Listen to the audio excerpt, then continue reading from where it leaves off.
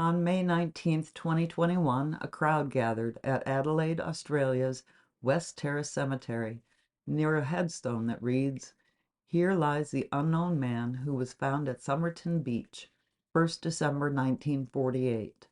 The body in this grave was being exhumed for DNA analysis in yet another attempt to identify the unknown man. Called Somerton Man, he died under strange circumstances, and for almost 75 years, people have been trying to answer the questions this case is full of." Was Somerton Man murdered? Was he a spy? Why was a torn scrap from a copy of a 12th century manuscript found in his pocket? Who was this man? It is one of the most bizarre mysteries in Australian history, and in breaking news, it may have been solved by an Adelaide University professor obsessed with the case for over a decade. Is Somerton Man really Carl Charles Webb? Let's dig into this.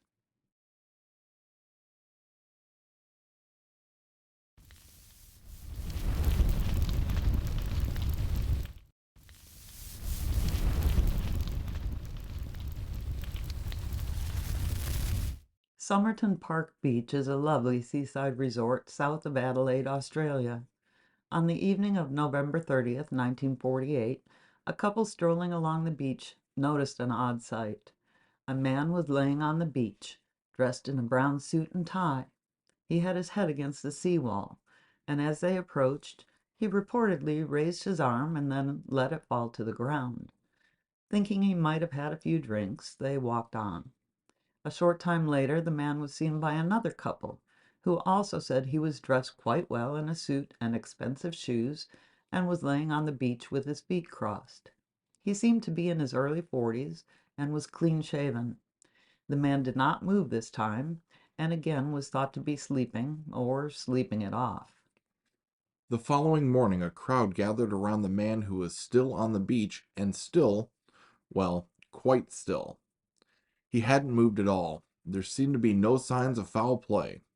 Nothing seemed strange except for the half-smoked cigarette in his lapel that looked like it fell from his mouth before he finished it. And, of course, the fact that the man was dead. The police were called, and the man was taken to the Royal Adelaide Hospital, where he was examined. His pockets contained tickets from Adelaide to the beach, 2 combs, a pack of chewing gum, matches, and a pack of cigarettes. He had no wallet, he had no money, he had no identification. In fact, all the manufacturer tags on his clothing, except one, had been cut off. The coroner's examination noted several strange things. The man had the leg muscles of an athlete. His pupils were unusual and smaller than normal. His spleen was hard and about 3 times the size it should have been, and his liver and stomach were full of blood. Suddenly, the man who had looked like he was drunk on the beach began to look like he was poisoned. But no poison was found. In fact, no cause of death at all could be identified. And neither could the man.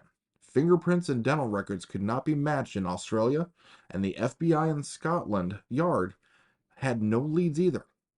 Appeals to the public about missing persons turned up no leads. No one recognized the man found on the beach. Before his burial, in the local cemetery, a plaster cast was made of his head and shoulders. By January, the investigation was at a dead end, until detectives found a suitcase at the Adelaide railway station. It had been checked in the day before the unknown man had been found. Inside were items that only lead to more questions. Clothing with labels removed, waxed thread not available in Australia that matched thread used to repair a pocket in the clothing the man was found wearing, a table knife with the handle cut down, a stencil kit used on merchant ships, 3 dry cleaning tags with numbers on them, clothing tags with the name Keene written on them. An international search found no Keene reported missing, and searches on the other items produced no results. Another examination of the man and his belongings turned up a pocket in the waistband of his trousers had been missed before. Inside, a tiny rolled up piece of paper with unusual type had 2 words, Tamam should. Experts informed the police the words "tamam should" translated as "it is done" or "it is finished," and the paper probably came from the final page of the Rubaiyat of Omar Khayyam, written in the 12th century. It was a popular book in Australia over the war years, written about the meaning of life and morality. A public appeal to find the book with the torn page went out. Accounts of the discovery of the book differ. Some reports claim the book was found before the unnamed man, now known as Somerton Man, turned up dead on the beach. Other reports state the book was found in the back seat of an unlocked car, parked a few miles from the beach by two men who had no idea where it came from. Wherever it was found, microscopic analysis matched a torn page to the torn scrap in Somerton Man's trousers. In the back of the book were 6 lines of text visible under ultraviolet light. One line had been crossed out. These lines seem to be in code, and the code has not been broken to this day with an answer satisfactory to investigators, despite being studied by encryption experts and code breakers all over the world. A telephone number was also found in the back of the book. It belonged to a woman named Jessica Ellen Thompson. She was a nurse and lived a short way away from Somerton Beach. When questioned, Miss Thompson said she did not know the Somerton Man or have any idea why he was found so close to her town. She did report that at some time before Somerton Man's death, a man had apparently tried to see her, asking a neighbor about her. She did not know who it was. The investigators showed her the plaster cast, and although she insisted she did not know the man, investigators reported she seemed shocked by it. In fact, they thought she was going to faint. Still, she insisted she had no idea who he was. She said she had owned a copy of the Rubaiyat during World War II and had given it to an Australian Army lieutenant while she was working in Sydney. After the war, she moved to Melbourne and got married to someone else. Police suspected he must be the Somerton Man, but they found the lieutenant alive and well. He still had the copy of the Rubaiyat, and the pages were intact. And with that, the investigation seemed to be at a dead end. The coroner's final report was filed in 1958 and could not identify Somerton Man or the cause of death. An undetectable poison was suspected but couldn't be proven, and the case went cold. But there were stories. Years after the initial investigation, a woman who worked at a hotel near the railway station claimed a strange man had stayed there before the Somerton Man was found.